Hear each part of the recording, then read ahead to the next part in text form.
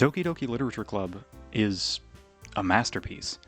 This is a sentiment I've felt since 2018 when I first took interest in the game, and a sentiment I still carry today.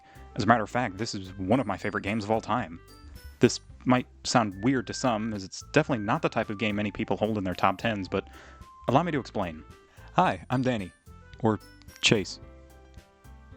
Or neither. At the time of filming, I am a university student majoring in philosophy, and any field, especially video games, that deals in my field of study are just infinitely fascinating to me. And Doki Doki Literature Club is one such case. This video, I'm going to be making my case that Doki Doki Literature Club, whether intentional or not, is a masterpiece of philosophic work. Before we begin, I think it's important to remind people of a few things. One, Doki Doki Literature Club is not a family-friendly game at all. There's going to be mentions of death, self-harm, abusive households, you name it, it's probably in this video. I'm going to try to avoid it as much as I can, but knowing the subject matter of this game, that's not really going to be possible. If you're not comfortable with that, this is your time to step out.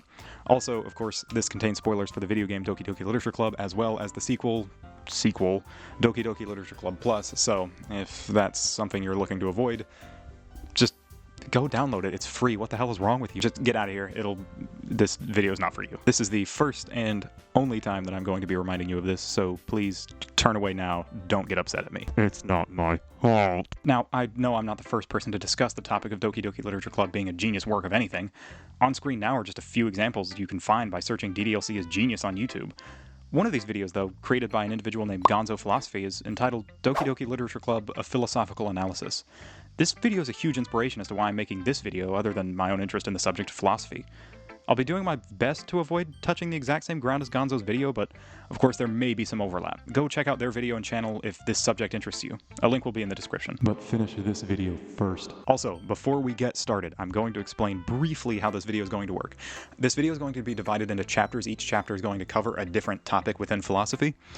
And as each chapter goes along, I'm going to be less and less confident that the game at all relates to it. So, for instance, Chapter 1 might be something I'm 100% confident the game meant to tackle, while Chapter 8 billion is going to be something that I'm really just kind of stretching for the sake of argument. Okay? Got it? Got it. Alright. I hope everyone's ready for some vocabulary.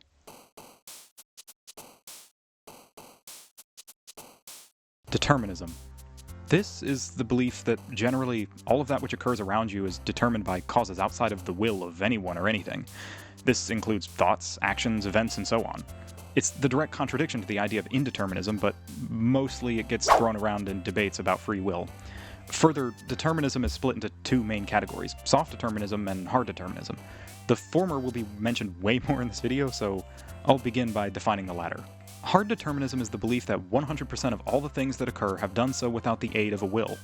The hard determinist sees everything as being predetermined in one way or another. Did you put your hand up in the air 5 seconds ago? You were always destined to do that. This video, I was always going to make it. So on and so on. Simply, a hard determinist, when examining an action performed by somebody, believes that, while, yeah, an action was performed, no, the person performing the action did not choose or come to any kind of decision. There's no free will. Soft determinism, on the other hand, is the view that determinism and free will are able to coexist. Another word used to describe this position that you may hear is compatibilism. The argument made by a compatibilist is that, excluding any external factors, every action is causally determined, but we're still free to perform said actions. Alright, I know this gets a little confusing in the explanation, but let me give you an example to clear things up. Suppose you are at the store, and you must choose between cookies and cake, and you choose cookies. This event, according to the soft determinist view, was predetermined, and given your current circumstances, you would have always chosen cookies. However, there was otherwise nothing coercing your decision of cookies. If there was a person holding a gun threatening to kill you if you didn't choose cookies, then you really had no other option, assuming he would have actually gone through with it and killed you. But why does any of this matter? Well, I think each of us can agree on one thing. The game Doki Doki Literature Club, and really any game for that matter, has a predetermined path from the moment the player presses start. Who do you write your poems for? It's up to you. There's nothing keeping the player from writing a poem for Yuri or Sayori or Natsuki, just as there isn't anything forcing them to do so either. The player simply chooses who the poem gets to be written for out of their own desire to spend more time with that club member, and later in the game, the player gets to choose who to spend a day with over the weekend in preparation for the festival. Again, nothing but the player's own desire leads them to one option or the other. This all seems fairly softly deterministic, right? Sure, you have your own desires for specific characters or just want to see what the game has to offer, but you're still bound by what the game allows you to do until that just isn't the case anymore. Earlier I said that soft determinism was going to be a kind of main focus of the video, and here's where that comes in. I believe that Doki Doki Literature Club is a game that gives the player this initial feeling of a choice-based, that is, softly deterministic experience, while at the very end you get jumped with this sudden jolt of loss of power, and the game suddenly becomes a lot more like hard determinism. Let's explore this a bit further so you know what I mean. It's a bit tricky in the vocabulary. As anybody who has ever played or watched this game before knows, it doesn't take too long before one character saps all of the control away from the player. Later in this video we'll be diving a bit deeper into why this occurred and the moral implications of it occurring, but for now, just know that by the end of the game you'll be writing a poem composed entirely of the same word, just in a variety of f***ed up spellings for a single character, whether you like it or not. You no longer get to act on desire. There isn't even an illusion of choice. Instead, Monika takes matters into her own hands. The player becomes trapped within a world of her own making. Do you want to stare at the same character for eternity? Do you want to listen to them talk for minutes on end? Do you want to have the option to respond to anything she says? It doesn't matter. You don't get to have a say anymore. This is a direct parallel of Monika not having a say in anything up until this point. Nor was she programmed to experience love or happiness at any point in the original script. The script is completely flipped on the player. You are the one who has to experience a predetermined course of events without a choice along the way. And it's brilliantly executed. That's all pretty obvious, right? I mean, anyone who's ever played this game, or watched it for that matter, knows that this is a game completely built around choices. I mean, Monika's whole character arc is that she's not able to make, she's not given, and she's not even able to be a choice for seemingly no reason at all. So why bring any of this up? Well, trust me, we'll get into that. Having this terminology? It's just really important that you have this terminology down. Keep it stored away in the back of your mind. You're going to need it.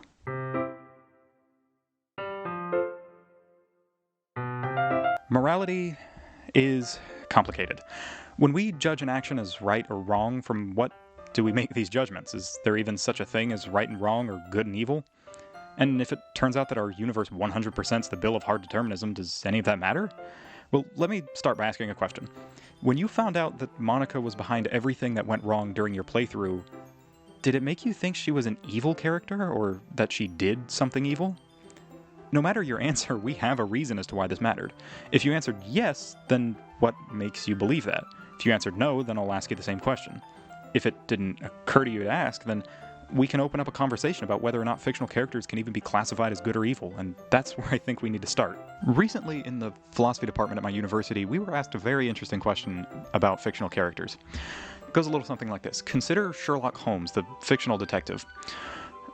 The question goes, does Sherlock Holmes actually solve crimes? And if so, does he solve them in the same sense that a real detective does? When you come to an answer that you find satisfying, you can take that and apply it to all sorts of different situations. It's not just self-contained in this one weird thought that you have been forced to think about. Personally, I think Sherlock Holmes does solve crimes, but in his own self-contained world, if you're reading a book or watching a movie, he has an answer to a mystery that he previously didn't have, so he has solved something, but I would definitely argue that it's not in the same sense as a real detective. Now, I could be wrong, and I would love to definitely hear some other opinions on this. There's arguments that could be made in any direction, really, and I would love to hear more takes on this issue. Okay, deep breath, pause if you need, reflect, think, reset if you need to. Now back to DDLC. Let's use my take on Sherlock Holmes for this next example. We're gonna apply everything I said to DDLC, and in my view, the logic in both must remain the same, or else we'll fall victim to the fallacy of special pleading. For Sherlock Holmes, I said that he does actually solve crimes. Good. So, did Monika actually kill these characters? Yes. Does that mean that she did it in the same sense as a real murderer kills people? To me, no. And philosophically, I have to hold this view, simply because I already established that a character doing something to other characters is not done in the same sense as a person doing something to other people. For this reason, I have to conclude that Monika is not a murderer in the same way as, say, Jeffrey Dahmer was, but simply saying why I think this is not really an argument, it's a conclusion. So why do I think this? An objection to my view might be that Monika's a conscious being, and it's therefore wrong for her to willfully bring these characters to their awful fates that we see in the video game, but my rebuttal to this would be, Is it wrong for you to kill a character in a video game? Or even if we ignore video games, is it wrong for an author to kill off their own characters when they're writing them? Or what about programmers who create all kinds of complex and complicated code just to get rid of viruses, which is some kind of existing being, if you really wanted to call it that? And I would definitely argue that none of this is murder, and it's most certainly not immoral. Somebody may be tempted to argue that Monica is wrong for the way in which she went about manipulating the game. You know, not only did she make those girls meet their horrific end, but the player had to experience some pretty horrible stuff too, and it was all for Monica's own gain. I could see myself agreeing with this, but I see this answer as less of a rebuttal and more about a whataboutism. See, what I was asking was more about the ends, and this kind of seems like it's focused more on the means. Does this mean that Monica is evil or immoral? It very well could, but does it really answer the question that I'm asking in the present moment? I don't think so. There are hundreds of ways to think about the moral landscape. You could be a utilitarian who believes in maximizing pleasure over pain, or stick close to the Kantian view of avoiding the violation of maxims. You could believe in a relative morality or an objective morality, or no morality at all, but when it comes to DDLC, regardless of your stance on morality, there is one big moral question facing us. Is it wrong to willfully destroy everything around you, which may cause harm to others, if it means that by the end you could end up happier? Even if you know everything around you is fake, as Monica does it give you, or even her, the right to destroy it? Does it even give her the right to destroy the very code that it's made of? Here's an even bigger question that I'll leave you with. If you believe that Monica does not have the right to destroy the things around her and that she's wrong for it, then do you have the right to install her world into existence in the first place, or further delete it from your computer entirely at any point?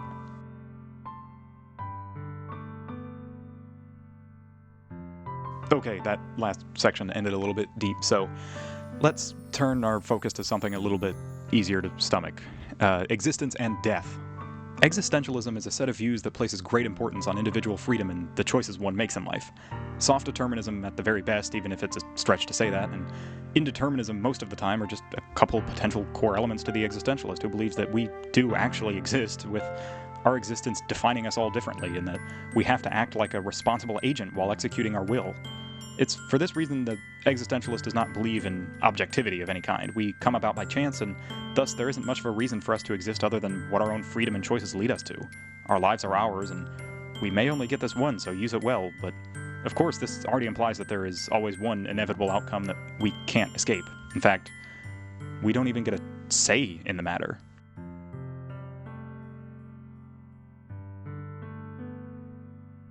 Death is scary.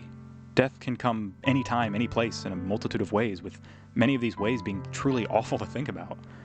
But some argue that the very same feeling you get when thinking about death, that can change you, even if you just confront it a tiny bit harder. Plenty of people out there don't embrace or confront their fears of death, but sometimes death is put directly in our paths. Doki Doki Literature Club isn't shy about this. No matter which choice you make in this game, no matter how hard you try, there's just no way to escape the inevitable. You can, of course, close the game before any of the events happen, but to truly experience the entirety of this game is to experience what it's like to lose something before you realize what it is that you have. And that's kind of beautiful to me. Okay, that sounds really weird, but here, let me explain. Imagine two scenarios. One is a world in which there are only feel-good stories. That's what I'll refer to them as. A story that holds your hand all the way through, and the endings always feel somewhat rewarding and unrealistic. And they become a bit predictable after the third story or so, but other than that, you feel good all the way through. The second scenario is a world in which you can only read stories that they might hold your hand through some parts of it, and in other parts they might whack you with a heavy stick. But you can't really detect when that's going to happen or if it's going to happen at all. So which scenario do you prefer? Feel-good stories are perfectly acceptable. I mean, we've all gone through our 5-story in-home library to find our I Need Happy reading of choice, but I don't think we can just rely on feel-goodiness to get through our day-to-day lives. I mean, first, the storytelling would get very boring if we did, but more importantly, second, I think we would be way worse off if we had nothing but feel-good stories. I mean, we see these fantastic things happen to these fictional people, and then we turn to our own world and see it's filled with these horrific, insurmountable challenges that we have no idea how to confront because we haven't been educated with the skills to do so, but a story that makes you uncomfortable from time to time and challenges you to face something seemingly unfaceable. That's something much more relatable and something much more human. And I would argue that I think Doki Doki Literature Club is a game that nails this feeling perfectly. It isn't just the player that is forced to face the struggles of losing something, friends, control, and so on. It's every character that you come across. Sayori's depressed, Natsuki has a rough home life, Yuri has anxiety and self-harming tendencies, Monika's trapped and alone. No matter which choice you make in the story, you'll always come into contact with some kind of hardship. It's then up to you how you deal with it. Do you give up? Close the game, shy away from something that you don't like? Or do you press forward, heading deeper into the uncomfortable and the unknown, hoping to find peace with your surroundings or resolve the existing conflict? That decision, just as every other decision, is yours, so the existentialist believes. It's up to you whether or not you heed the calls.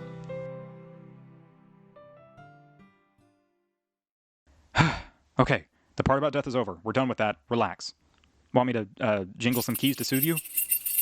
Any better? Does it help if you know that these keys are made out of stuff? Actually, everything is made of stuff. Maybe. This is kind of the view held by materialists. These are people who believe that everything that exists arises from physical processes. Is there a rock on the floor? Well, that happened because of X, Y, and Z. Is it raining? That's also because of X, Y, and Z. Are you depressed? You guessed it, that's because of X, Y, and Z.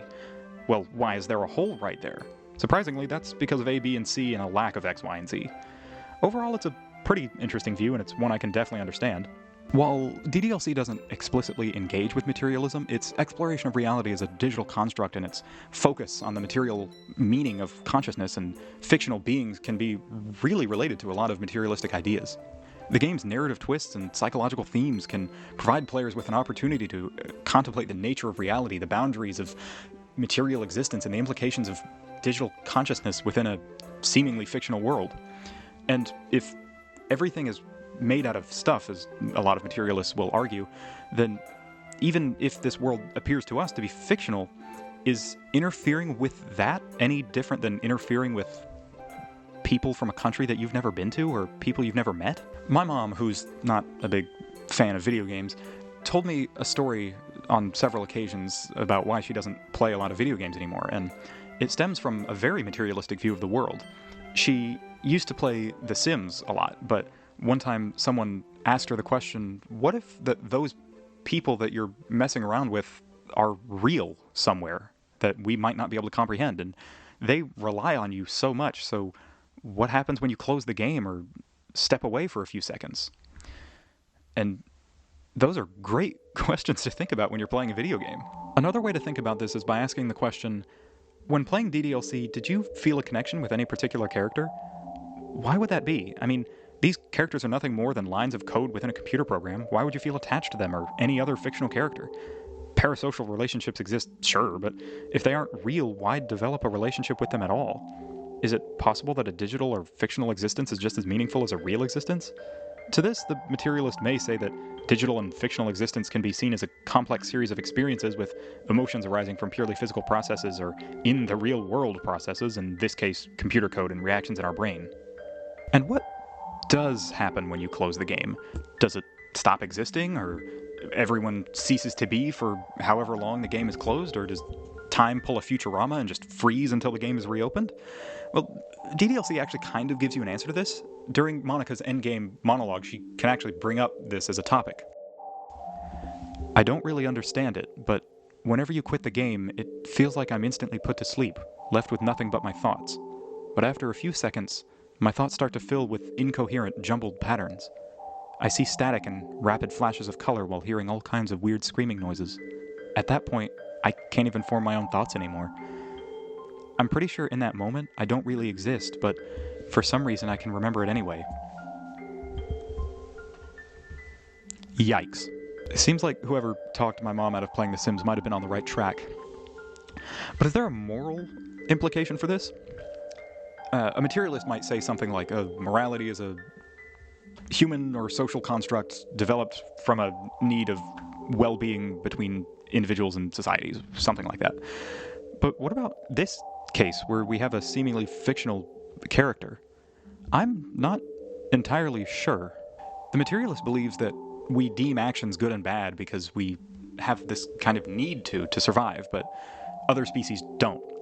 The online article, A Materialist Perspective on Morality, is a great paper to read about this topic, and they give an example of this. The mantises are known for having no qualms about killing each other, and are not a very cooperative species. Humanity is a very social, cooperative species. Thus, it needs a system of morality in order to survive.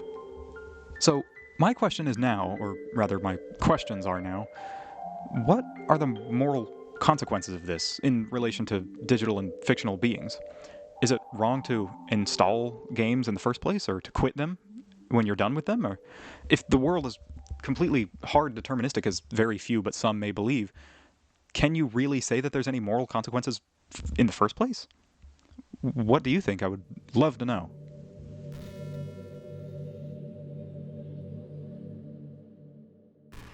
Alright, I saved this section for the end because this is the one I am least confident in.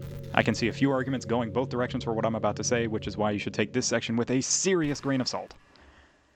Theism is a branch of knowledge concerned with the study of deities or the divine. The prefix auto implies self. Put these two together and you get autotheism, the belief or claim that one is a divine entity or god, or that one behaves as if they are divine. This is why this section becomes a bit fuzzy very quickly. Monica may or may not display signs of being an autotheist. She doesn't seem to claim to be a god nor divine, but she certainly behaves like it. I mean, for her own gain, she waves her metaphorical magic wand and deletes essentially everything that made up the world she was living in, but she isn't a god, clearly. To get an ending for the game, the player literally has to delete her from the game, making the player more of a god than she is. One speech Monica gives in the final act of the game is actually specifically about the existence of God, and nowhere in the text does it show that she's claiming that she herself is a god of any kind, but we do get something just as good. A motive for her behavior. But the irony is that I do have a creator, apparently. And you know what? I bet he's laughing at the miserable fates of Sayori and Yuri, even as we speak. What are we to him but props in a scripted play? Monica seems to be showing clear resentment towards her creator, Dan Salvato, which does, in my opinion, give her a reason to want to twist the world around, show him who's actually in charge. But there's a problem here. Monica references the fate of Sayori and Yuri and places a lot of blame on her creator for allowing it to happen. Suppose Dan Salvato never created DDLC, and thus none of the characters went on to die horrible deaths or face horrible truths about the world that they live in. But, of course, in our world, Dan Salvato did create DDLC, and thus everything that we see in the game happens the way that it happens. And Dan Salvato is solely responsible for it. That's Monica's argument, but do you see the sleight of hand that she pulled with that? She's associating Dan Salvato's choice to create the game with him permitting or allowing or even wanting all of these bad things to happen in the first place. I mean, to me, this seems like a single cause fallacy, or a fallacy of the single cause. It's a line of reasoning that assumes that this whole series of complicated events that happens can be boiled down to a single cause over here. That, to me, just doesn't make any sense. Monica's reasoning is, Dan creates game, character in the game gains sentience, bad things happen. But I really don't think that's the case. I mean, did Dan Salvato know one of his characters would gain sentience? No, I don't think anyone would even think that that would be a possibility, but it did. There's just too many factors here for any kind of reasoning like that to hold any water here. So while attempting to attack Dan Salvato for allowing Sayori and Yuri to die, Monica has committed an informal fallacy. And whether you think she's good or bad or neutral, I think we can all agree that there's nothing more unforgivable than fallacious reasoning.